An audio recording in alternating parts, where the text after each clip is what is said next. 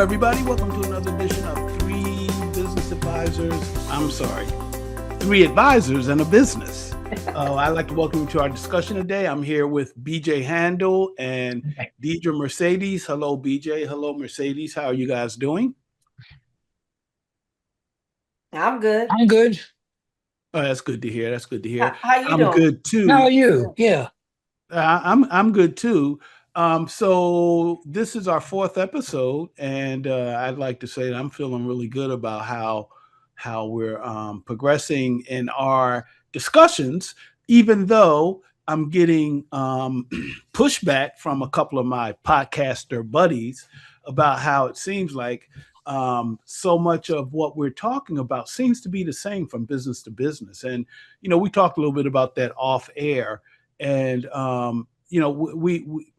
they're right. A lot of what we've seen so far with these businesses come back to some of the same things, but there's a difference, right, in how each of the businesses are dealing with these kind of like same issues and problems. And one of the things that we talked about was that how it seems like almost every company we looked at so far had an issue with inventory. And I think today we'll probably see that that's even more of an issue because we're dealing with a company that's doing 6 million in sales, which is more than what the other two companies did. I think none of the previous companies did more than 3 or 4 million. So this company is doing about twice as much. But this company is basically a distributor. They're an industrial distribution company, and they do fasteners, fittings, and maintenance supplies. So they service most of their customers. Primary customers are manufacturing plants, contractors, and maintenance departments. So basically, this company has annual revenues of 6 million, and they've grown through product expansion and customer relationships. So let me say that again, because that's going to get to the problem that Deidre and BJ have with this company, right? The company has grown through product expansion and customer relationships, but now they suffer from operational inefficiencies, inventory management problems, inconsistent margins, and lack of system integration. Right. So the owner feels the business is busy but disorganized, and growth is not translating into improved profitability. The EBITDA for this company is about $500,000, which is, represent a margin of, I think it was, the EBITDA margin was 8.3%, which is kind of low for a distributor. And that kind of indicates some inefficiencies. All right. So the company's inventory, they do 6 million in sales. All right. But their inventory is 2.1 million. All right. So their cost of goods was 4.4 million. So if you do an inventory turnover calculation, you'd find that the inventory seems to be turning maybe 4 times. I didn't do the actual calculation, but if their inventory is 2.1 and their cost of goods sold is 4.4, 4.4, then that's about what, 2 times the inventory's turning? That's about right. Yeah. So definitely have an inventory problem. That's obvious. They have 20 employees. Revenue per employee is about 300,000. Yeah, and they tell you the inventory turnover right here. It's 2 times per year. The average SKU count is 4,500. So they have 4,500 units in inventory. The order accuracy rate is 93%. I don't know. I mean, that seems high. I mean, that seems decent, but how can you get 7% of your orders wrong? I mean, it should be like closer to 99.9%. I mean, people order.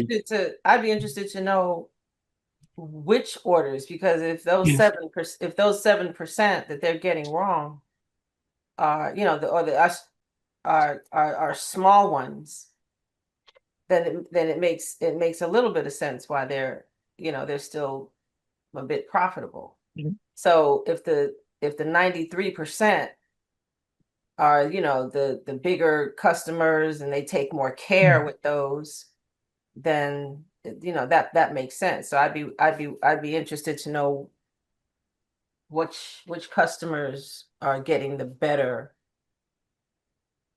customer care. That'd be an interesting number. Yeah, and Okay. also, is the lack of that, is that 7%, does that show something is going wrong with how they're picking inventory, how they're getting inventory out? Is Right. there a problem on the inventory side, on the operational side? And is that Well, I mean, something you that think could be about it. managed with this? Is that the problem? Yeah, I mean, that's a good point, BJ. I Yeah. mean, with 4,500 units, Right. right?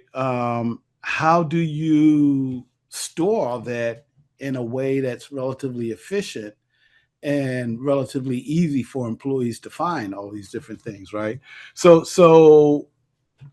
some of the general conditions facing the company, right? The owner is saying like they're experiencing complexity without control, and he points to these like issues, right? Inventory is too large and poorly managed, right? Inventory, as we said, was $2.1 million, which is about 35% of annual revenue. And the problems include slow moving items, overstocking, and poor demand forecasting. I remember BJ had an issue with poor demand forecasting for, I think, definitely the first two companies that we Yeah. talked about. Yeah. Another issue, another area of issues with this company is operational processes are inconsistent. Warehouse operations lack standardization. Picking processes vary. Receiving procedures are inconsistent, and errors occur in order fulfillment. So there's part of your answer there, BJ. You know, Yeah. they are having a problem Yeah. fulfilling orders or picking. And then the third area is product catalog is too broad, right? It has 4,500 SKUs, many of which have low turnover, and they generate low margins, right? Which doesn't make sense. Sales growth is not aligned with operations. The sales team continues adding customers and products, but warehouse systems have not scaled, inventory systems are outdated, and fulfillment processes are inefficient. So you have a sales team going out there adding customers and adding products, but the back of the house is like a restaurant, right? The front of the house, you're seating customers at the tables, you're giving them their water, giving them their bread and everything. But the back of the house, the cooks, they can't get the food out, right? So, in the same, similarly, like this company is Salesforce is bringing customers in, but the And why is that? why? Who's Well, who's who's Yeah. who's out there? Who's out there telling them sell, and what are they telling them to sell? And what, you're bringing customers in, but you don't have the manpower or the effectiveness of your operations. that's a good So question. And really, and why who's out there going sell, bring us more customers when you don't have a handle on operations? and Well, what's so very so important to Because you, somebody to what thinks, you said. Oh, go ahead, please. I'm sorry, Mercedes, because go ahead. No, because go because ahead. because All I somebody was going to thinks, say, you go ahead. Keep going, please. I'm sorry, somebody thinks, at a lot of different people in sales, in executive admin, think that more is growth, and more inventory or something means a lot. There's definitely a disconnect in these in Yeah. in these theories, because one side is being driven to do something that is harming the other side. Go ahead, Yeah. BJ. All I was going to say, and I thank you for that. To what you were saying, Sydney, that no one is coordinating the front and back as though it's one restaurant. They're just simply going, okay, you do this, you do that, and everybody deal with whatever they get. And then when the owner says, why are we having problems like this? You say, probably it's structured because of how you're going about doing it. it's really coming back to what are people being told to do? Is this being run like a team, or is it being run pieces at a time? And it's a problem. It's a problem that is clearly addressable. It's easy to get it done, but you have to address it. And so are we gonna talk about that? Because this lack of, I'm not gonna say lack of communication, because like I said, there's probably a lot of communication. Like I said, somebody's out there going sell, sell, sell, okay. But lack of effective communication, and certainly lack of data Yeah. and understanding, as you just pointed out, piggybacking off of we're all saying it, Sydney. The people are doing things without understanding how their internal customers and suppliers are being affected clearly, and that comes from lack of effective communication and lack of data and lack of knowledge on what your partners are doing, your internal partners are doing. And one of the best ways to stop that, not on a dime, but quick enough, is through review and everybody being in the same room at the same time, talking about these issues, talking about what's going on, and coming up with solutions in real time. So And I'm not really sure why the sales folks are out there selling, selling, selling. I would suspect, and I don't know this, but I would suspect that they might be on a commission-based compensation plan, which for them means that they want to sell, sell, sell, sell, right? And so the question becomes, are they on a straight up commission based on sales? If they are, then it would seem to make sense given the problems that they're having with profitability, margins, et cetera, that the owner and the company should say, okay, instead of basing your commission on sales, we're going to base it on profitability of sales, right? So that would motivate the salespeople to make more rational decisions. I guess the other thing, and you guys hinted at this, but and I guess you guys hinted at this, but I'll just come out and say it directly. They need some systems in place, right? They need to know what's selling, right? They need to know what the margins are on what's selling. And then they probably need to start pruning their product line and maybe shifting shifting the stuff, the slow selling stuff, the low margin stuff, shifting that back to whomever they're buying it from, and then make those orders special orders. It's like, yeah, we can order that for you, but we're not going to carry it in inventory, right? So there are definitely some things they can do, but in order to do all that, they need adequate systems, and I think that's one of the things we're saying is that they lack adequate systems. And it's kind of interesting because I think that's been an issue with all of the companies that we've kind of like looked at so far. There's a problem with systems. They don't have adequate systems, and it's interesting if you're reading the business press at all over the past month, actually over the past week, chances are you came across an article or discussion about how if you don't use AI, if you don't incorporate AI in your business, you're going to get left behind, right? Mhm. So I don't know whether you should incorporate AI in your business, but I definitely think you should incorporate technology. And that technology could be a spreadsheet. It could be, Salesforce management, Salesforce, some other customer relationship management program, some kind of database program that allows you to track product, that allows you to track sales, right? The tools are out there. And so why so many of these businesses are having issues with systems, it's kind of befuddling to me. I don't Why think is that the no, case? it's Yeah, I think from my perspective, it's not befuddling at all. I think that I haven't walked into a company. I don't care how much money they make.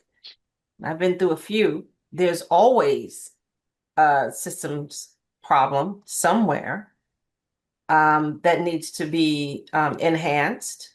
There needs to be some level of identifying those areas for improvement, which is why you have continuous improvement. Otherwise, everybody could just stay home.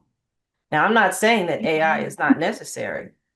What I am saying is, I think that even with AI, you still need people, and people are human, and the human factors that need to be taken into account as in terms of inefficiencies need to be understood on a daily, weekly basis. So once again, whether you have corrective action in place, whether you have internal assessment in place, whether you have continuous improvements and monitoring and all those things that ISO or any quality management system says that you need in place, even if you have those things in place, you still need to have that effective communication. You still need to understand the interdepartmental relationships, and you still need to understand how to deal with issues as a team or individually when those issues come up. And the first thing people need to understand is how to identify those issues. You see, a company like this, and a lot of the companies that we and some of the companies that we profiled, I should say, it's not like we had a lot. We're up to 4 now.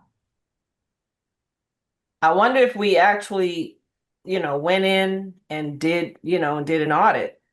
How many people actually recognize that there is a problem? There are folks that don't, they're out there doing their job, they're getting their paycheck, they settle up every week or every 2 weeks, and they're good because as an individual contributor, there's nothing wrong.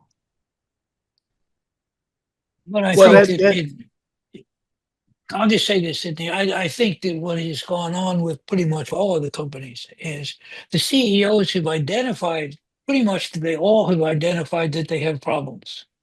And then they all go back to work.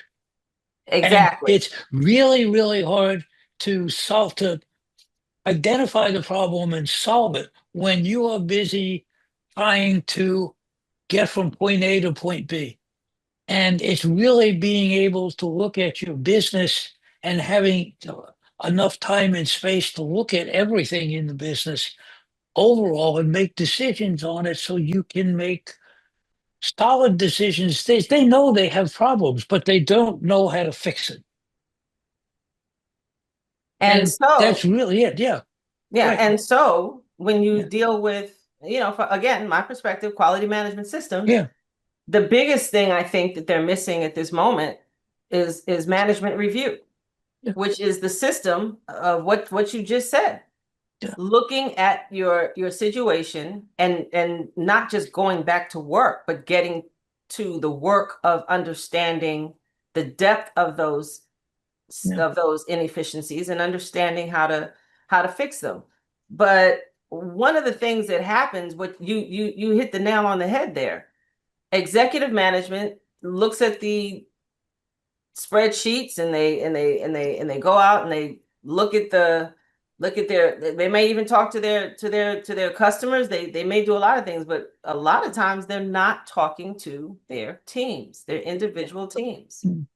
They're talking to each other, executive management. Why isn't this done? Why isn't that done? But are those questions and recommendations being effectively delineated throughout the organization? Do people understand? Yeah. Do people at the lower, or I should say, the individual contributors, the more tactical folks that are putting their hands on that product, do they understand what they need to do to reach the goals and aspirations that executive management has put in play for the company overall? And if those things are not understood up and down the ladder, they're going to bring in more inventory, and someone's going to say scale, sell, and all these problems are going to scale with the company.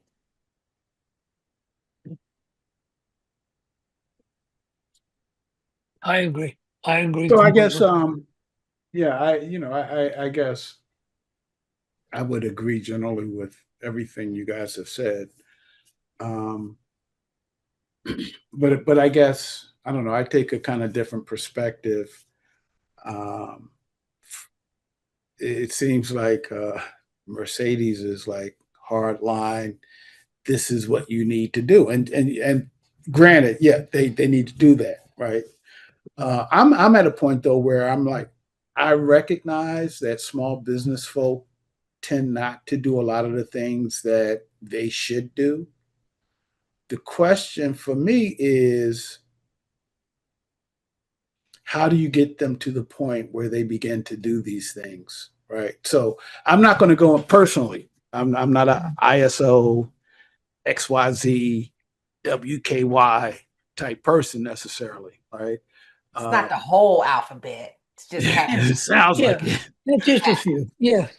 Yeah, but you know what I would go in and this is like the approach to me is to sit down with this the owner of this business and say, okay, look, um, your inventory is extremely high, right? Um, I didn't look at your balance sheet, but I'm assuming you're financing this inventory, right? Um, you have accounts payable of $1.2 million, right? Um, how quickly is that turning over, right? That's not turning over too quickly either because gross your cost of goods sold is, we said, 2.2 million, right? So your payables aren't turning over that quickly either, right? So you're okay because you're financing that inventory with your payables, a significant part of with your payables, but that's still, it's costing you money. You have a bunch of crap in the inventory that's low margin and that's not selling. All right, let's let's let's start there. Let's look at this and say, okay, what's going on here? Let's look at your price list. All right, let's compare what you're charging people and what you're paying for these items. Right. Let's identify the margins on these products, on everything in your inventory. Let's look at the price, the cost, so we can know what the margin is. And then let's add another column and say what's selling. All right. And let's come up with a rule. If it's not, if you're not selling an item at least once a month, right? Or let's look at how often something's selling, right?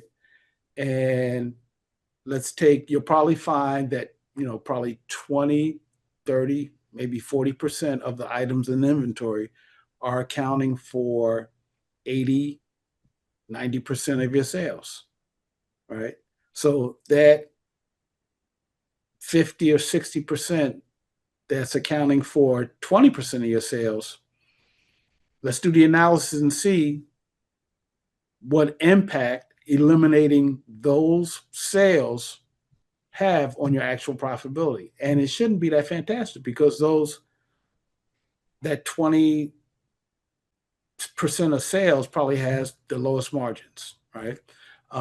But I guess the point I'm trying to make is that I would approach this, if I was advising this business owner, this CEO, I would say let's start there because that's the crux of his problem, right? He doesn't know, and he doesn't know what's going on.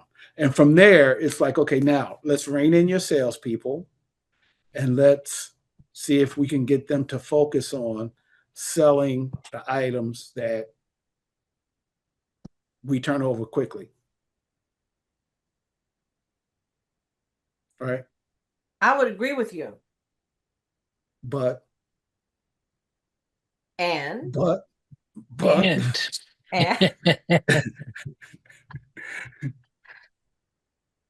uh the owner of that company is still going to have to go to the salespeople and the people who are managing inventory and probably some of the suppliers. There's and sit down with everybody and to get that information, and somebody in accounting. So it still comes back to, how is this information going to be gotten? It still comes back to communication. It still comes to me. It still comes back to a team effort to even get that information and analyze it. And after that happens, there are so many different I mean, suppose there's a supplier out there that won't sell a SKU that someone is buying unless they buy a certain number. Suppose Say that again. Say that again. Suppose you have a supplier. I think when I'm getting too deep in the weeds on that one. I'm sorry, but I was saying but there's a lot of different reasons why inventory could be the way it is. And the gentleman or the young lady that you're talking to, the owner of the company, is not going to understand all of the intricacies as to why that inventory is sitting there and why it's coming in, unless they're talking to quite a few different people. Well, I mean, so see, that's the XYZ coming out, right? And I don't think there's anything wrong with the XYZ. No, I don't know I'm how not else saying you that do there's it. any. How else do you do it? How else do you do it? So the approach I suggested was to sit down with the owner and Mhm. go through his sales and his inventory and to identify what's up, right? Because I don't. It's obvious that his management team You're right. lacks the expert because they're allowing this stuff to happen, right? Mhm. So I would give the owner the tool or Yeah. the information he needs to go in and have those conversations, right? So I would go through that process. I would say, okay, let's look at what's selling. Let's look at what's not selling. Yeah. Let's look at Gotcha. what's generating your profitability. Now, with that information, you can go to your sales team and say, hey, why are you pushing this stuff, right? Yep. I do agree that he has to have those conversations, but I guess I would say he needs to have that conversation knowing the what he needs to know about his inventory, his sales price, his margins on those different products, right? Because he needs to be able to show them, like I said, I don't know if the salespeople are get paid based on commission or not, but it would seem that they are because they're just like pushing whatever it is, and they're able to grow sales, right? But I mean, you have to. I would say, he needs to have that information, but he You definitely needs do. to have conversations. But I think, I would say, if I were his advisor, I would give him the information he needs to have those conversations, right? And then, you know, and then, like you said, Deidre, I'm sorry, Mercedes, it trickles down to, okay, how are we storing this stuff, right? How are we managing all this inventory, right? How are we accounting for this? Do we have an adequate inventory control system in place? Right. It all starts there. And then this has to be coordinated with the sales manager and the salespeople. And what is it that you're selling? What do we want you to sell? Basically, you want to reduce some of the inventory. You want to focus more on specific products. You want to get people selling those specific products, and you don't really want to sell. You don't want to be paying people to sell things that you don't make any money on. There's a lot of things within the company that can be tweaked to make this work better. and to make it so that you can make more money doing it, which accomplishes the goal of what the person actually wants, which is, I'm growing. Why aren't I making more money? And why is this becoming more difficult? But in essence, where they're going with it, they're making it more difficult. The goal is to sit here and help them make this easier by making it more understandable and manageable. That's it. And that's that. I think that's what. So Oh, go ahead. I guess we've exhausted our conversation on this issue. Well, wait a minute. Deidre's giving me that look. Mercedes, is there more that we need to talk about it with regard to the inventory? I mean, to me, the inventory is the biggest problem. Everything comes back to inventory with this company. Right? Okay. To me, I don't know. That's my personal opinion. I think it does, but I think the inventory is showing you that why problems are there, and what you have to be able to do is go back and explain, go back and get what caused that to be like that. Why is that inventory like that? Why are you carrying inventory that you're not making any money on? And then saying, well, why aren't I making money? I mean, it's not like people aren't aware of something being off, but they know how much inventory they have. They know what their turnover is. I mean, they have knowledge of this stuff, but they're not doing anything with it. And these are the things that need to be changed. And that's Yes. why I understand that inventory is the biggest is one of the biggest things. The other big thing is, I'm just going to say, is the lack of management reviewing Yeah. Their systems properly and thoroughly, so that they can find out why they've got all this stuff in there. But yeah, you got to start someplace. And that's why I said you're right, Sydney, because if once you start there, it'll force the rest. The rest will come. If you build it, they will come. Mm-hmm.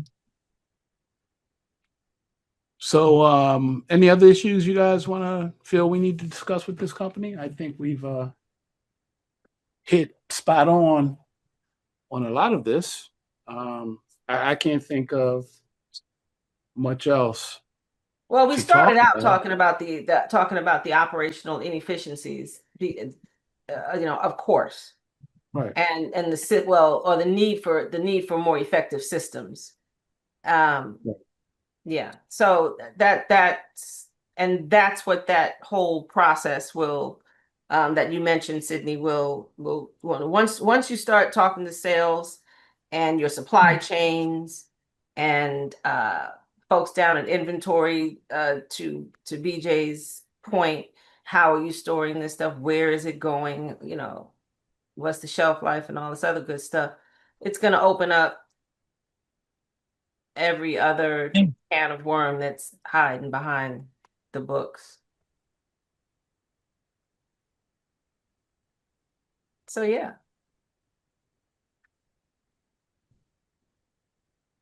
Well, we're just about coming to an hour or so. Mm-hmm. I want to take a minute to thank you guys for sharing your insights. I appreciate that quite a bit and find them to be insightful. As always, I'd like to thank the listening audience for tuning in. If you're checking us out on our YouTube channel, which is 3Advisors in a Business, make sure you take a minute to hit the like button and also subscribe. We plan to have one of these discussions at least once a week, unless, of course, BJ is in the Netherlands or Deidre's Good idea. flying over to California.